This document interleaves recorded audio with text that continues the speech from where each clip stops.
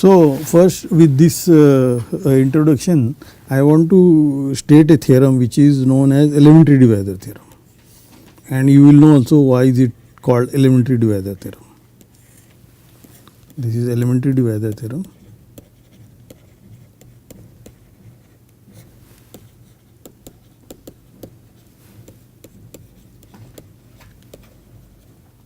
So, we have a matrix A, M cross n matrix with integer entries of rank R. This means rank as a Q matrix is A as a Q matrix, it has a rank R. And as usual in earlier theorem, I will use a similar notation. So, K is the minimum, min m comma n. Then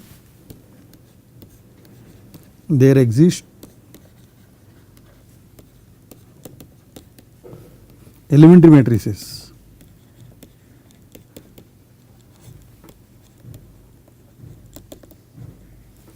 B1 to BP with integer entries Z.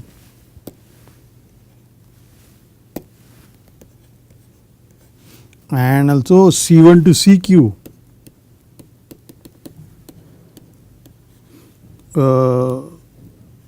with integer entries, square matrices, elementary is always square matrices, such that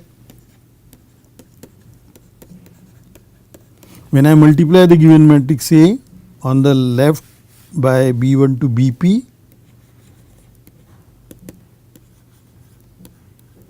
that means I am making a row operations on A according to these elementary matrices.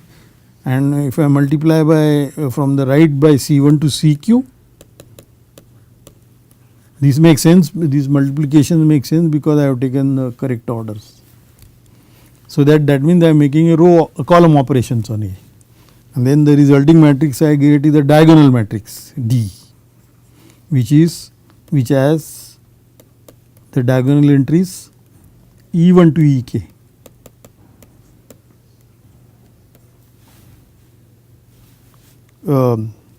Which is an integer entries M and Z. This resulting matrix is M cross n because the correct orders. So, these E1 to EK are integers with, we can say even more, with each EI divides the next one, EI plus 1 for all I from 1 to R minus 1, and the remaining guys are 0, E R plus 1, E K are 0 because the ranks are equal. So, the rank will not change if I multiply by elementary matrices on the left or right, because elementary matrices are actually having determinant 1. So, they are actually invertible matrices over integers. So, these E's are called elementary, and then I will explain this after we prove this theorem. So, this is what we want to do. So, that means again what are we looking for? We are looking for elementary column and row and column operations or given matrix A to make it a diagonal matrix. And now you see we are not allowed to cancel, we are not allowed to make use of the fact that dividing by integers, that is not allowed because we want to remain within integers. Alright. So, what is the procedure? Let us start. So, I will first, so proof.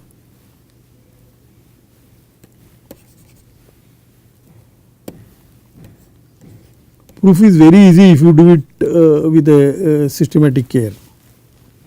So, the first thing, I will make some assumption on the entries. So, suppose that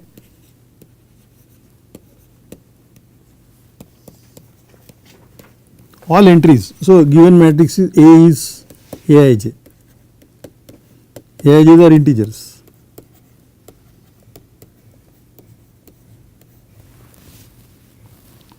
Suppose that all entries Aij are divisible by the top entry A11. We are making under this assumption now, and later on we will release this assumption. So, that means what? Let me draw a picture here of a matrix. So, A11 is here and this guy divides all the entries. Then from I want to kill this. So, that is very easy now, because this guy is divisible by this. So, this entry is A21. So, this one is divisible by this. So, I am going to multiply this column or this row by A21 divided by A11 by this minus of that and add it to the next row. So, that way I will make this entry to be 0. And similarly all these entries I will make it 0, and this assumption is very important, because this way I get only integers. If that does not divide, then I cannot use this operation, because then in that case I will not remain in integer matrices, I will go out of that. So, this, and similarly I will make a column operation, so that these guys are 0. And therefore, we will get a matrix here A prime. A prime's order is reduced, one row is reduced, one column is reduced.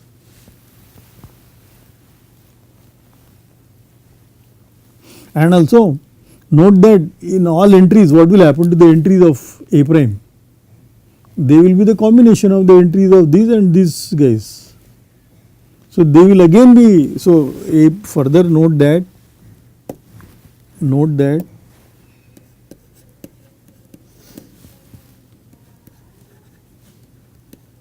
all entries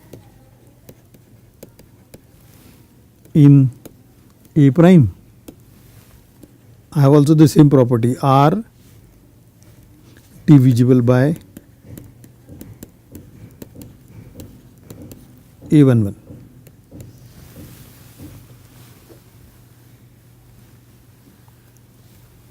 And therefore, I will apply induction and apply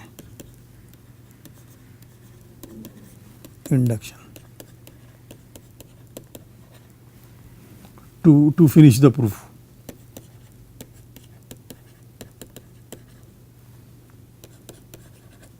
What proof? That by row and column operations we can make a given matrix or integers into a diagonal matrix, and then we will worry about those conditions on the diagonal entries of a see, we still have some condition to check the diagonal entries. We have these properties. Okay. Now, therefore, we are in the next case, that is the case where this is not true. That means there is some entry in a matrix who is not divisible by A11. So, this means there is an entry, let us say call it I naught J naught entry in the matrix A, which is not divisible by A11. Some entry somewhere which is not divisible by A11. Then what do we do in that case? Okay. So, it is somewhere here. So, I want to bring it to this position. First I will interchange that to the row, the first row, and it will come in the first row. That means, so we may assume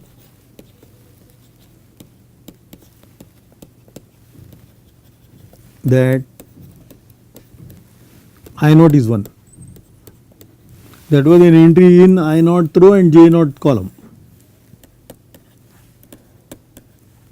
Here this was the entry here, which is A I naught j naught. So I will interchange this I naught row with the first row and I bring it here. That is allowed, right, because we are allowed to do row and column operations. Okay. So that entry has become now in the new notation I naught is 1, so it is A1 j naught, and this entry is not divisible by A11. So what can I do? I use a Euclidean division algorithm to divide this entry by A11 and take a quotient and remainder. So write this as Q times A11 plus R, where Q is a quotient and R is the remainder of the division by when you perform division by A11. And both are, this is integer, both are integers. And not only that, I can assume this R is in between 0. R cannot be 0 because A11 does not divide. R is less than, it is bigger than 0 and less than the modulus of A11.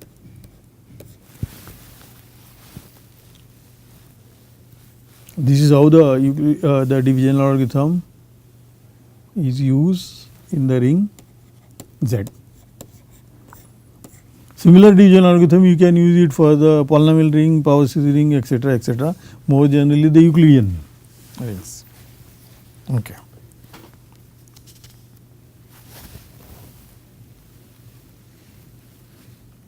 Now what is the next procedure? Okay. Now I want to subtract. So subtract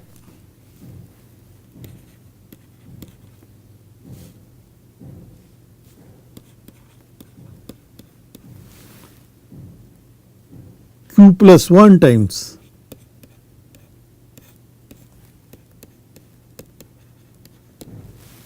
first column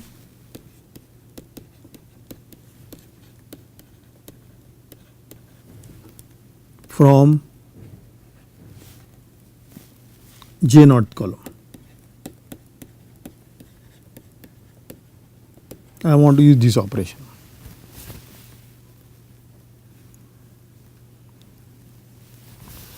Okay, so what will this do? So what is the first column is the entry here is, so let me write again, the first column entry here is, here was A 1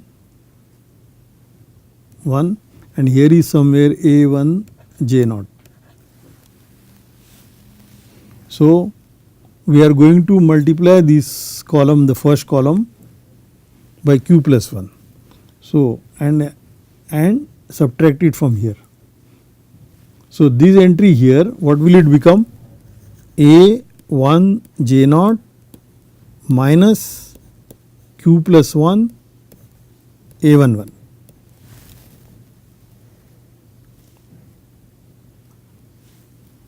So I will get this entry here. So this entry will become this entry if I do this operation. But after this I will write here, and then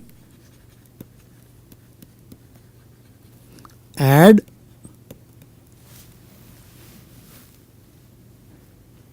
new, I will get a new column here. This new column this new J naught column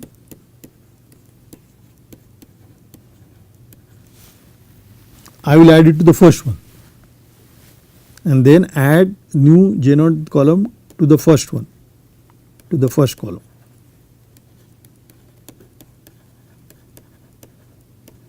So let me repeat. What did we do? We are multiplied this column by q plus 1 and subtract from the J naught column. Now we get a new J naught column. That new J naught column I am going to add it to the first column. That means the new entry in the first column here, this entry, let me use the black color, this entry will become further here I will add it to A11. This will be the new entry here, but this entry is what? This is precisely R, the remainder, right, because this is because of this equation, this is A11, this will get cancelled with this and we are left with this, and that is precisely the R. So therefore I have reduced this size, I have reduced the modulus of this A11. Is it clear? Okay. So therefore what do we obtain? Let us write the result. Therefore we obtain a matrix following form.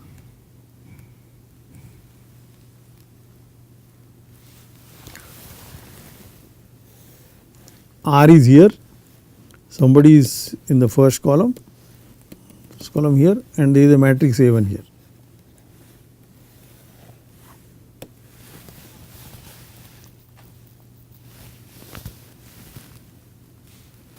And apply induction, I will say, and apply induction. Similar process. Okay.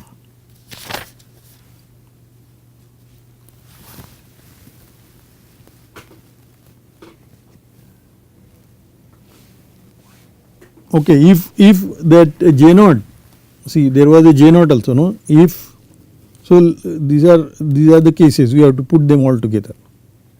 So if J naught is also 1,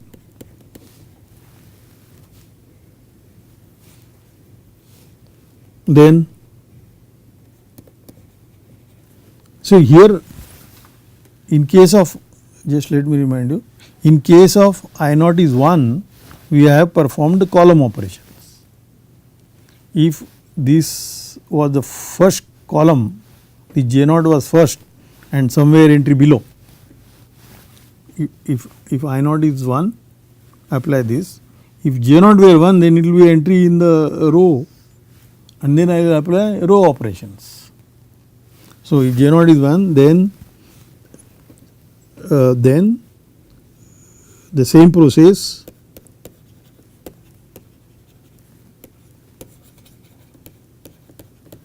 as above, columns replaced by rows, column operations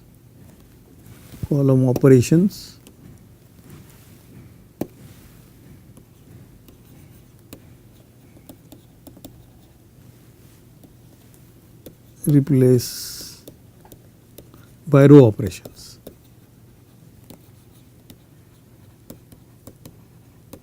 In any case, the top entry will be smaller than A11 magnitude wise. Okay. Now,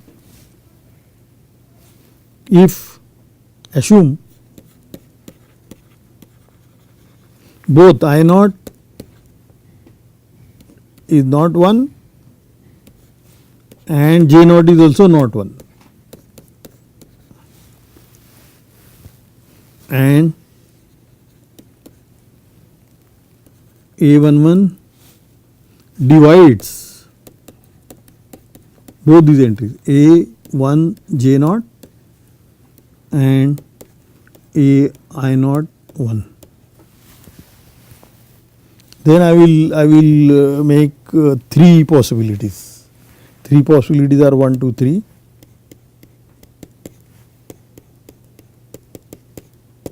What are the possibilities? Again I will subtract. So subtract. Because of this, what will A1 J naught divided by A11 times first column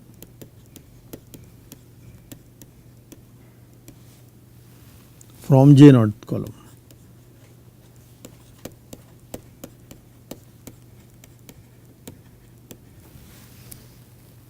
And this one is now instead of rows, and I have to write the corresponding statement here.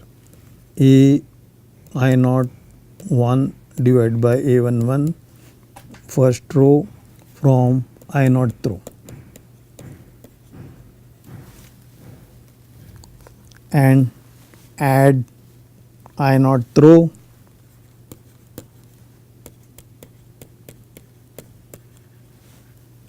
to the first row.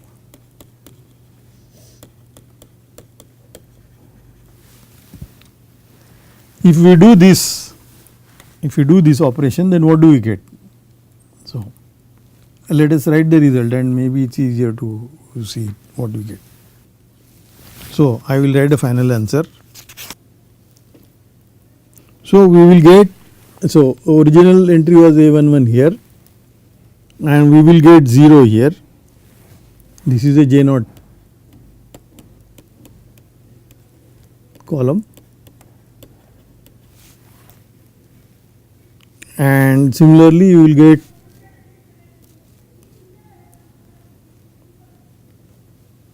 so what will be the entry here in the I naught row?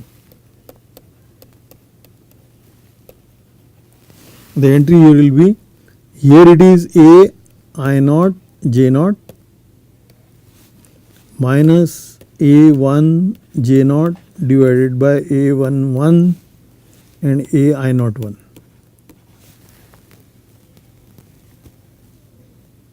And now this entry here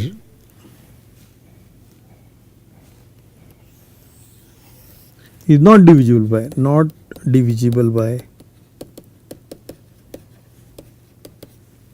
A11, since A11 doesn't divide this and it divides this.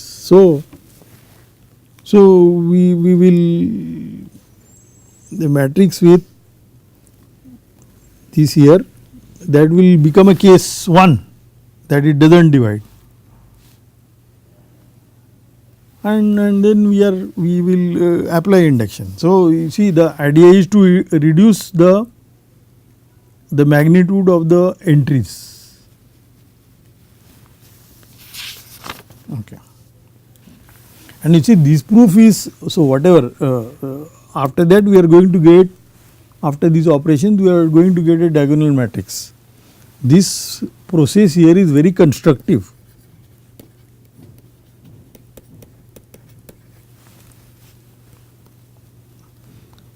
In particular, we will also know these operations very precisely, namely we will know these matrices B1 to BP and C1 to CQ. These matrices, these elementary matrices are explicitly known,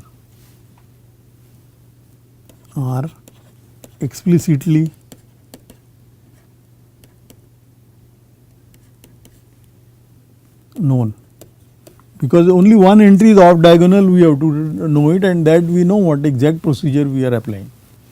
So once we know them, we also know their inverses explicitly, and hence their inverses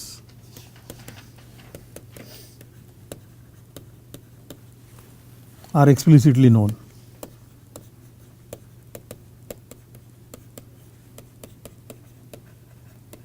Because inverse of the elementary matrix is very easy, whichever entry is off diagonal, the inverse if you want to find, just replace that entry by minus of that, and then it becomes the inverse of that elementary matrix. And all these inverses also have matrices have integer entries.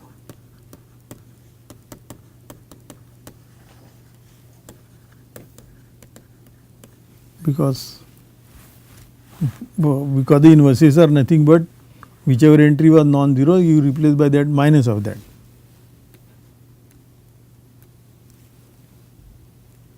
Okay, then what did we do? Okay, so therefore the integers, the diagonals, the diagonal entries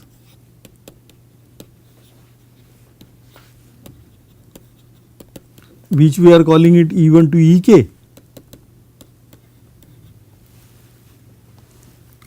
they are integers and also they are uniquely determined.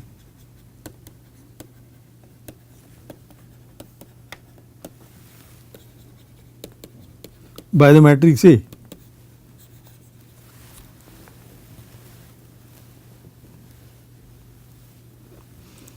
Possibly up to element in Z cross which is plus minus 1. So, that is up to sign, up to sign. These E1 to Ek are uniquely determined up to the sign, and these E1 to Ek they are called elementary divisors.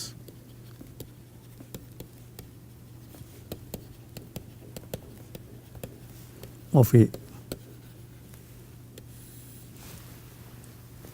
and the products, their products, di is their products up to I, E1 to Ei, and that can be up to I is from 1 to R, because the later products are 0.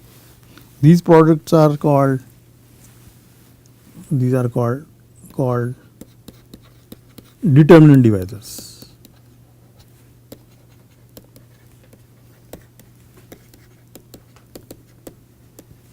Of A. This word determinant will be explained later when we have introduced the determinants.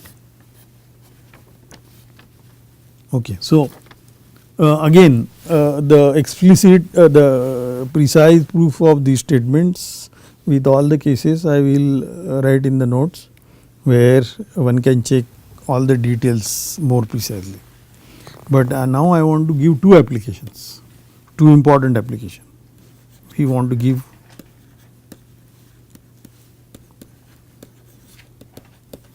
two important applications.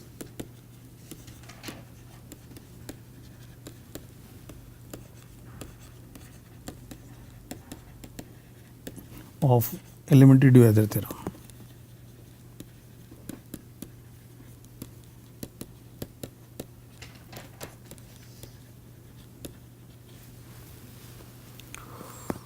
Okay, so first one, this is in the theory of abelian groups. In the theory of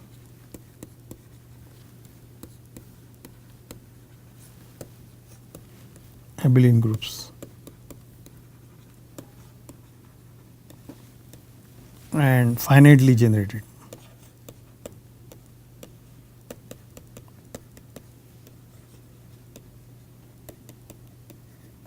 So, I will write abelian groups as additive groups, additive notation. So, let us start with an abelian group G. So, G abelian group generated by finitely many elements. Let me call it x1 to xm.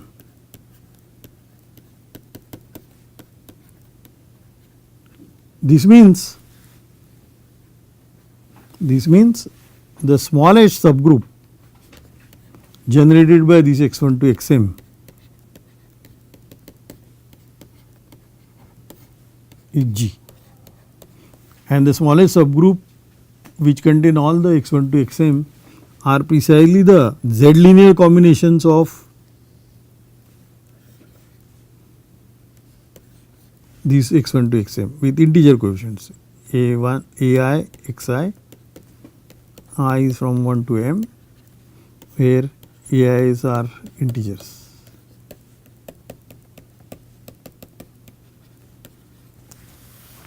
This is the smallest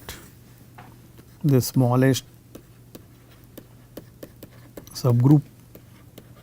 Same terminology what we have been using for vector spaces of G containing all x1 to xm. This is the meaning of G generated by x1 to xm. That means every element of G in G is a combination of x1 to xm with integer coefficients. Okay, what does that mean? That means let us convert it to maps. So, this means we have a group here, the product group Zn, Zm,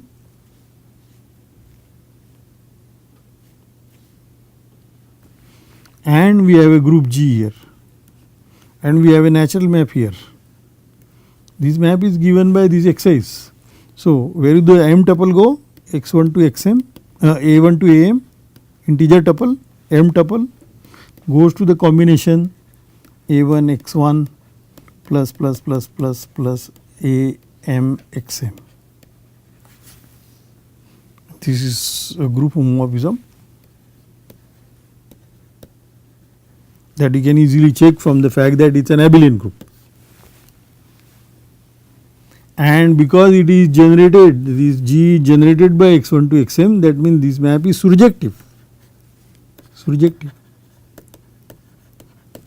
Surjective is equivalent to saying that the smallest subgroup is G. So, we have a map from Zm to G. This is a group, this is an abelian group which has a basis, namely the standard basis. G may not have a basis, so we cannot talk about rank etc. and so on. So, this map is surjective. Whenever we have a surjective map, there is a kernel and the isomorphism. So, therefore, if I go mod the kernel, so let us call this map as phi. So, z power m modulo the subgroup kernel is isomorphic to the image, but image is G. This is a group isomorphism.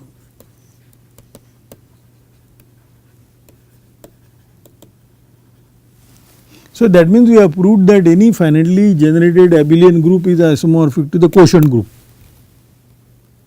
of z power m modulo the kernel. Now, first I want to note that this kernel is also finitely generated. So, and once it is finitely generated, I will choose generating set for that and do something with the generating set. So, first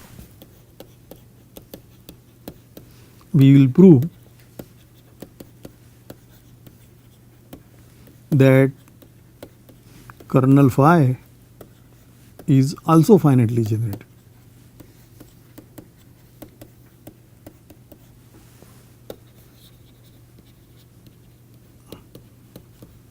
In group theory, there is no reason for a subgroup to be finitely generated. There are examples of non-abelian groups and subgroups where the subgroups may not be finitely generated, even if the group is finitely generated. But an abelian group in this is a very special situation. Well, this also is clear from, so this is those who know a little bit more algebra, this is clear from the fact that z power m is a Noetherian Z modulo.